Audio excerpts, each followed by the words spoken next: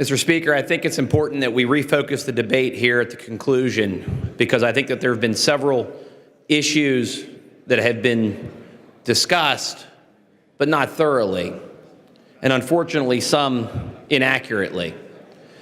When you look at the issue before us, there are some in this chamber who would operate under the premise that medical technology does not advance, and neither does constitutional case law.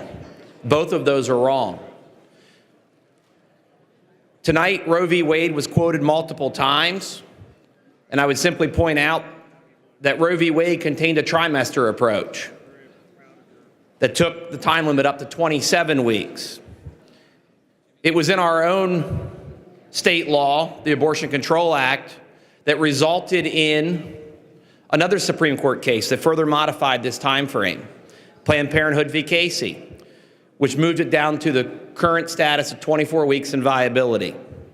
I shared this in the last debate, and I will share it again. As an X-ray technologist early on in my career, I spent a lot of time in the NICU. We would routinely X-ray babies that were 23, 24, 25, 26 weeks, roughly the size of our hand, and their weights were measured in ounces. The truth is, since the nearly 2 decades since I left that field, medical advancements have continued.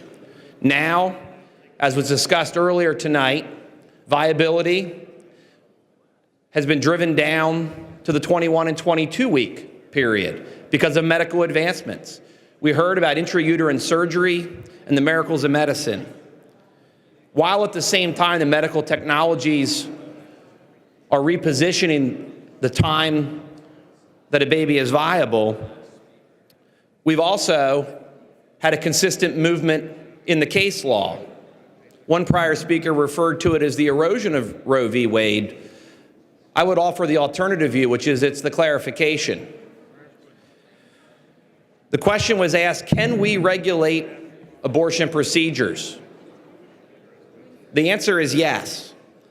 Very clearly in Gonzalez versus Carhart, that case was about the banning of partial birth abortion. The Supreme Court clearly said that as states, we can regulate procedures due to their barbarity. Some of the folks spoke about the process a little earlier, and I won't go into the grisly details yet again. When you look at Planned Parenthood v. Casey and Roe v. Wade, the fundamental question was, what's the point of viability? Not, can we regulate it or can we not? And they answered affirmatively that we can regulate the viability. They said, the test is this simple.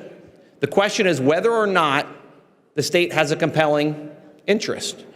They answered that question as follows, that there's a compelling state interest both in the life of the mother as well as the yet-to-be-born infant. And it's very simple. It's a constitutional balancing test. Mr. Speaker, we've heard a lot of discussion about what this bill alleges to do.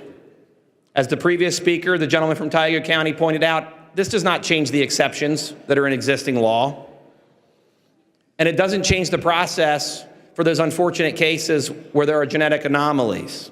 Existing law says that after 24 weeks, there's a process set up. After 24 weeks, an individual with such a condition that is discovered would go before the medical ethics board. Their physician would go before the medical ethics board and explain the process. 24 weeks is not an arbitrary number. It's what's currently in our law and been upheld by the United States Supreme Court. What we're asking to simply do is recognize the point of viability as defined by medical technology today. We were admonished to consult science. I agree, we should consult science. In fact, once the zygote is formed, individual and unique human DNA is formed within 12 hours of fertilization. Through mitosis, they create a brand new and individually unique human genome. As one prior speaker pointed out, there's a separate and individual heartbeat.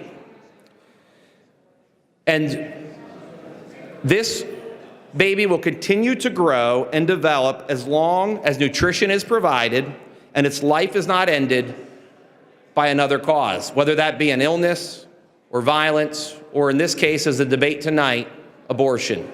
Mr. Speaker, there's really only two questions. That is, does the state have a compelling interest to regulate and discuss and debate this? The answer is yes. The Supreme Court has recognized that right, and we were able to do so. The other question is one of medical science, and that is the question of viability. Medical science has advanced in the last 2+ decades. It's time that our laws catch up and recognize those advancements. For me, the answer is simple. This satisfies both parts of the test, and I will fully support the bill because it does regulate down to the level of viability and does not change any of the other existing exceptions that are currently in the law. And I would urge a yes vote. Thank you, Mr. Speaker.